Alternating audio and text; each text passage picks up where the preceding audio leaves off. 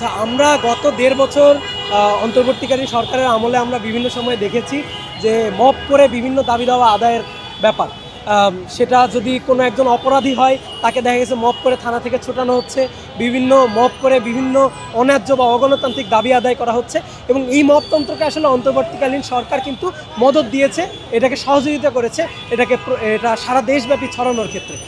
আমরা অভ্যুত্থান পরবর্তীতে অন্তত নির্বাচিত সরকারের ক্ষেত্রে আমরা ভেবেছিলাম যে এই ধরনের নিয়োগ বা এই ধরনের কার্যক্রমের ক্ষেত্রে তারা পূর্ব ঘোষণা কিন্তু দিয়েছে যে মবকে তারা টলারেট করবে না এবং গণতান্ত্রিকভাবে এই কাজগুলো করবে, কিন্তু আমরা কিন্তু বাস্তবে সেটা দেখছি না।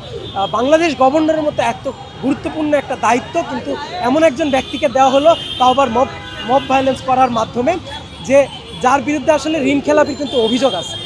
এবং আমরা কিন্তু রাষ্ট্রপতি সহ আরও বিভিন্ন গুরুত্বপূর্ণ পদের ক্ষেত্রে, যেমন পররাষ্ট্র যে মন্ত্রী, তার ক্ষেত্রে আমরা দেখছি একজন টেকনোক্র্যাট কে নিয়োগ দেওয়া হয়েছে, খলিলুর রহমান।